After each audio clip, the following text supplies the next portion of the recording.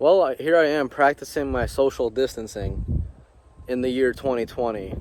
What a wild year. You guys are probably watching this, or if you are watching this in like the year 2050, you guys are super confused. What's social distancing? Go ahead and Google the year 2020 and then let me know.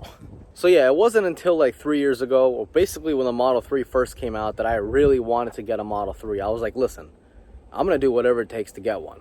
But I wasn't really serious. I was just like keeping it in the back of my head. It wasn't until a year ago, so summer of 2019, I was like, that's it. I'm gonna start saving up. I'm gonna do whatever it takes. I don't care. I'm gonna get it. And I was giving myself 1 year to do so. So I had to get a Tesla by summer of 2020. Right now it is the end of March 2020, and I got a Tesla. So this is my brand new 2020 Tesla Model 3 Standard Range Plus. Now, why did I get the Standard Range Plus over the all-wheel drive long range or the performance? Well, to be honest, I live in Florida, all right? We don't really need all-wheel drive here, and I really wasn't planning on spending an extra 10 grand just to get all-wheel drive and just to go a little bit further and a little bit faster. That is primarily the only real differences. Now, the front of the car, in my opinion, I think it looks so much better in real life than it does on any video or any photo that you guys see. This car in real life is actually super incredibly attractive. I used to think it was kind of ugly when I first kind of saw it when it first came out, but honestly, it's actually a really attractive car in person. I'm low-key always looking back there just in case no one sneaks up on me and sneezes on me. Don't do that. Anyway, so moving to the side over here of the car, you will see the Aero wheels. Now, these are actually hubcaps. That's right. This is plastic. The actual rim is underneath the Aero wheels. Now, why did they do this? The Aero wheels actually help you maintain 5% more efficiency than standard rims, because instead of trapping the air inside the wheel well and inside the wheel, the air just slips right past this pretty much hubcap. But you can actually take them off by just pulling, and that's pretty much it. Then you see the actual rim of the car.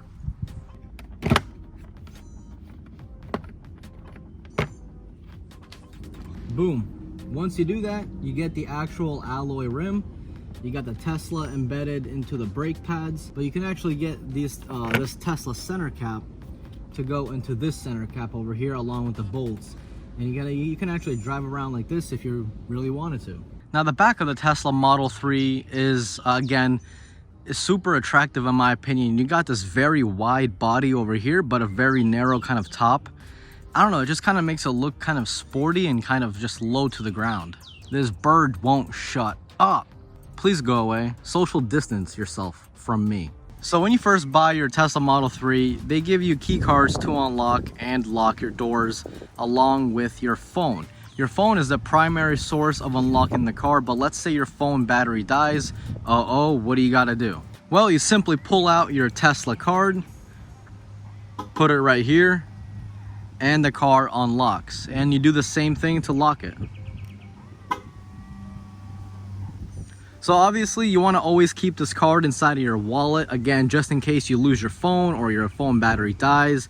You always got a way to get inside your own car. Very expensive car. You don't want to depend on your phone to get inside your $42,000 car. Now, to actually get inside your car, very easy. All you got to do is just push this fat part in and pull the door open like this. Now, what is the actual differences between the Standard Range Plus that I got here and the all-wheel drive and the performance model?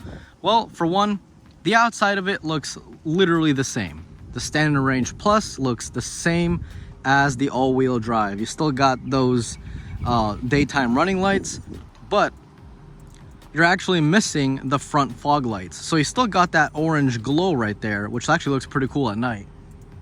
But that does not light up as a fog light on the Standard Range Plus. That's completely missing from this car. Another thing is that the performance model has red brake calipers, and these are obviously silver. And on the back of the car right here is where you will see you will see dual motor, and then if it's a performance model, you will see dual motor with a red underline underneath the words dual motor. On the Standard Range Plus, you don't get that. You don't get anything. And also on the Standard Range Plus, you don't even get any floor mats. Yeah, that's right. Your $42,000 car, pretty much almost 43 actually, does not come with floor mats, either on the driver's side, the passenger side, or the back. There is no floor mats. It's just carpet.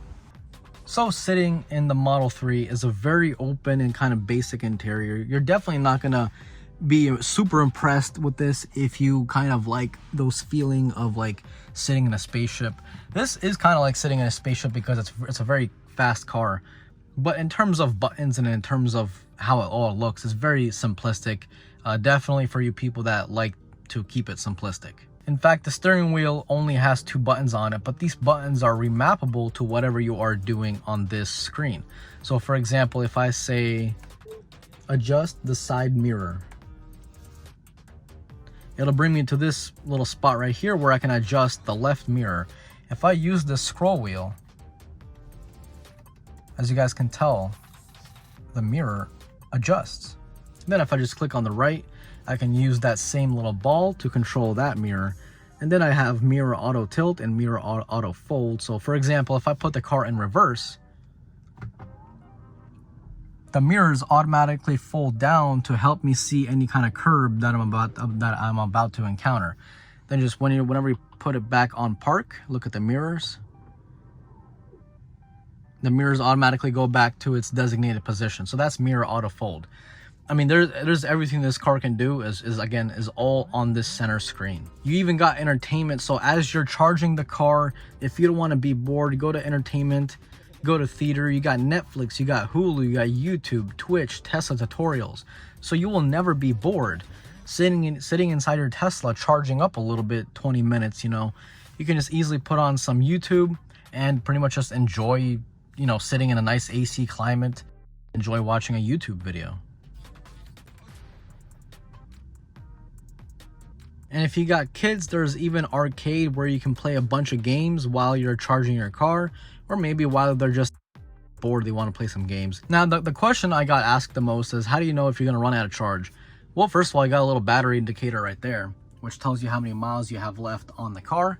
But also, whenever you navigate somewhere, it automatically knows and takes into consideration how you drive, and pretty much it knows your driving habits, and it knows when to charge up. So if I go to New York, it will automatically show me how many superchargers are needed for me to stop at, and pretty much for me to make it to New York. So I had to stop in Kingsland, Georgia, Savannah, Georgia. I got to stop at South Carolina, North Carolina, Virginia, so on and so forth. And then I will get to New York, and the total trip is 18 hours and 11 minutes, which actually isn't that bad. But I will get to New York with 15% of battery left, and the total trip is 1,013 miles. So pretty much this car knows kind of everything. It knows your driving style, it knows your driving habits for the last 30 miles. I think you can put it to the last 30 miles. So it knows pretty much when to pull over and charge. So this little car icon over here is pretty much all of your controls, starting with quick controls. You got auto. You can again adjust your steering wheel and your mirrors. You can fold them in. If you wanted to do that, you can unfold them. You can do the window lock. So pretty much basic kind of car stuff from other cars. You got your lights, which is your exterior headlights, auto, on, parking, off. The interior dome lights, off, on, auto. Actually, I don't know why I have it off. I should probably put it to auto. Then you got the auto high beam, headlights after exit, and the steering wheel lights. So the steering wheel lights, these little arrows over here, they actually light up at night, so you can see them, because this car is very dark at night because there's no lights anywhere. There's no like interior lights, except if you have the more expensive models, you got the footwell lights, but I mean, I'm not paying 10 grand for that. And the headlights after exit is basically whenever you leave your car, the headlights will stay on for like 30 seconds. You got your locks here, you got your display mode, and display mode's pretty much nighttime. So if it's nighttime, you can put it to night. If it's daytime, you can put it to day, or you can just leave it on auto. You can also control the brightness of the display. I mean, it's basically a smartphone. Like, it's pretty much a smartphone. You can set your time formats, so 12 hours or 24 hours. Your energy display, do you want to display it in distances, or do you want to display it in battery percentages? So there's a bunch of stuff you can do. Again, kilometers or miles, Celsius, Fahrenheit, bar or PSI. Everything you need, I swear, is just over here. For driving, you got your chill acceleration if you want to kind of take it slow, save some battery, or your standard acceleration, which is it's definitely very, very fun. And for steering mode, you got comfort, standard, or sport. I like to keep it on standard. If I'm going really quickly, I'll put it to sport. You got regenerative braking. So basically, you never have to touch the brake ever. You never touch the brake of the car except when you're putting it into drive or reverse. So when you take your foot off the gas, the car automatically starts to brake. The more faster you take it off, the more harder it is going to brake. So you're gonna brake pretty quickly. The easier you come off the pedal, the more nice and easy it is gonna brake. As it's braking, it's actually charging up the battery because the motors start to turn in reverse.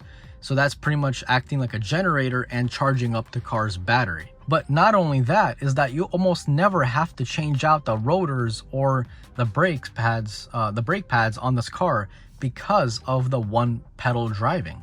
I love it. You guys just have to call your local Tesla dealer and schedule a test drive. This car is just fantastic. So you got your basic forward collision warning. I have mine set to early, so if a car randomly brakes in front of me, the Tesla is going to do its best to avoid that, but also I have to take over. It'll kind of blare an alarm inside the car letting me know, danger, hit the brakes.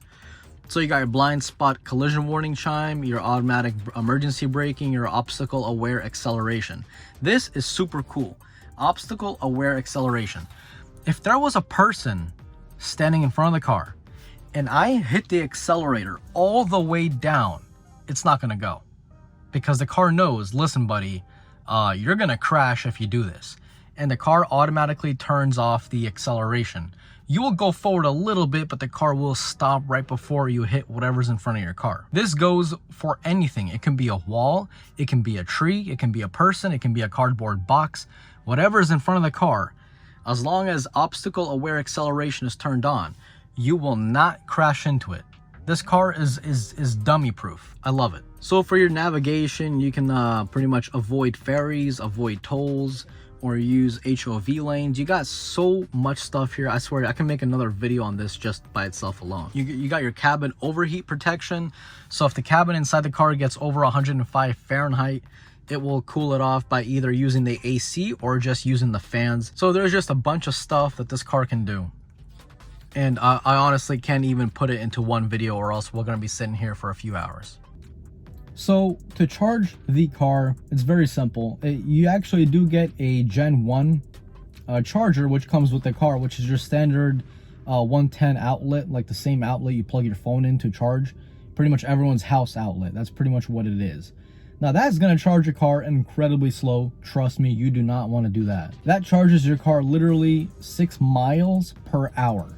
So in other words, when you charge for 1 hour, you're only adding on 6 miles to the car.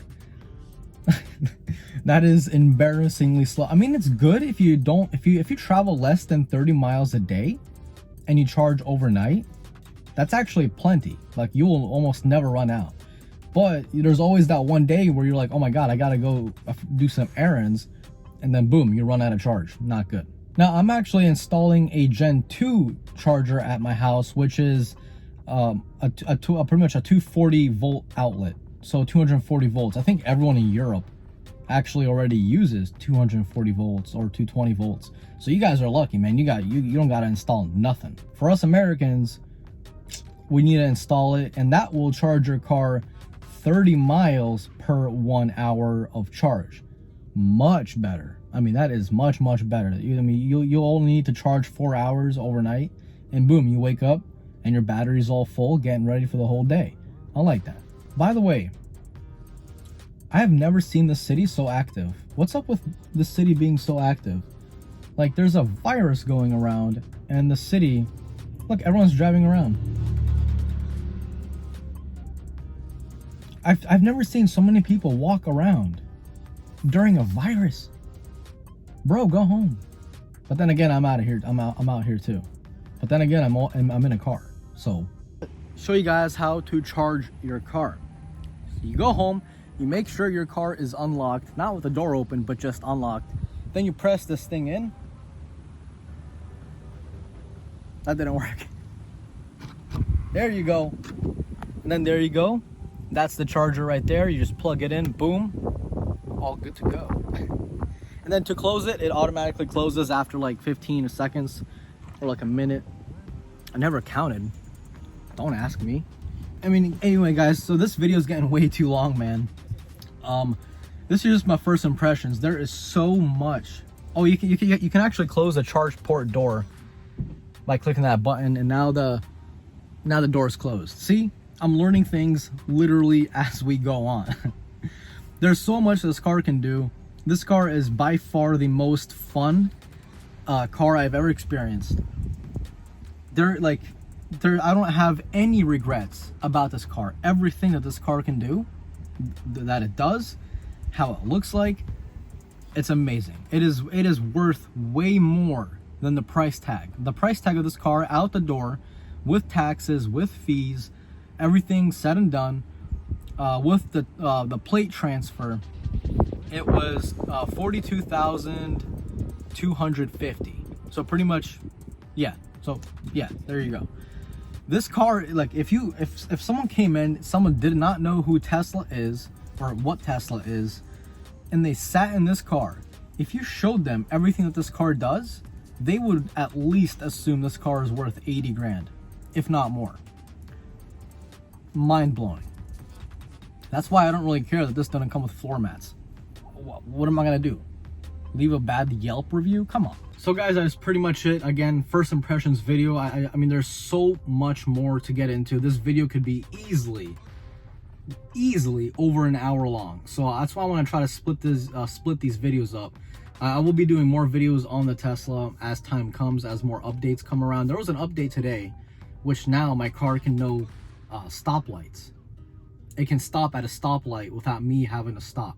Like, dude, my car right now is literally better than it was a week ago. It's insane. Oh, and yeah, for a standard range plus, it's pretty fast.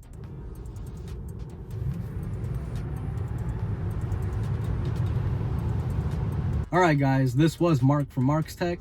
Adios.